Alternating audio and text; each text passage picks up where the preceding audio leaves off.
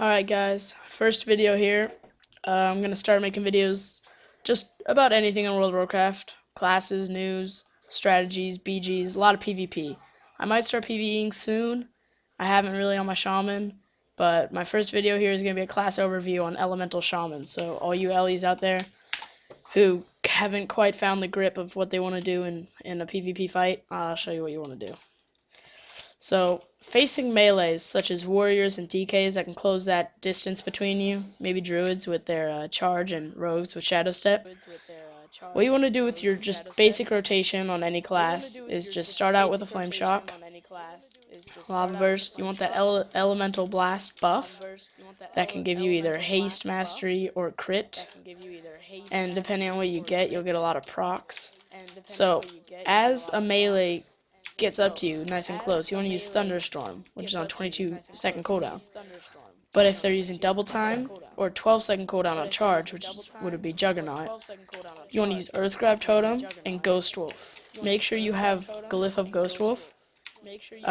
You are less hindered by effects that would reduce movement speed, so you'll run full speed, even if you have Icy Chains, Hamstring, etc. Crippling Poison. So you basically just run around. You want to have Lightning Shield, Flame to Ogue Weapon. Run around a lot and use Lightning Bolt. Use Elemental Mastery when you can. You gotta do a lot of fake casts on your main spells like LA Mastery and Lava Burst, in case it's like a rogue or a warrior or DK. You wanna be attacking, get lightning bolts, because usually they're not gonna waste their interrupt on lightning bolts. You want to start casting about halfway through, juke them out, so then they don't get the global lockout and you can keep casting on them. So basically GG for melees. One more thing, if you're facing a melee, Capacitor Totem with Totemic Projection. At 1 second, you want to throw it at them, and it stuns them for 5 seconds. That gives you a lot of time to keep casting on them. Using Ancestral Swiftness, you can Earth Grab them, throw down a healing stream, keep casting, and if they get too close, to make sure they can't reflect you or interrupt, use Hex with instant Ancestral Swiftness. Can't use it on the dummy, or I would. You can also use it for LE Blast. So if you're fighting, and you really need an LE Blast, because if you get interrupted during that, locks you out of everything, you get an instant LE Blast. It'll really do some damage.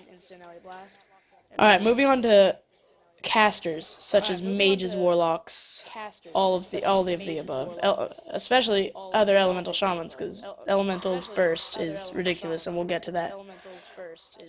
For mages, warlocks, etc., priests, you want to do the same thing as you do for melees with the damaging spells, such as Flame Shock, Flame Togue, or Unleash Elements, with the Lava Burst, with the LE Blast buff. But as you get on then, this will be a lot different, because you won't be using Thunderstorm as much unless they start LOSing you, running around you, strafing. Then you're going to want to pound them back, keep casting. Now, if you really want to take advantage of a caster, you have Grounding and Wind Shear. Wind Shear, if you hit them if they don't juke you out, which is the problem, if you do get them with a Wind Shear, it'll lock them out of that school for 3 seconds. So for Shadow Priest, they can't use any more Shadows for 3 seconds. Frost Mage, no more Frost. And Warlocks, no more, I don't know the Warlocks kind of type of spells. I'll get to that when we go over Warlocks. For mages, and priests, really, you want to keep Purge ready, because a lot of their shields can be purged, and you can just take them off real quick. Only 7k mana, along with Thunderstorm every 22 seconds. You won't really go it restores 15% mana.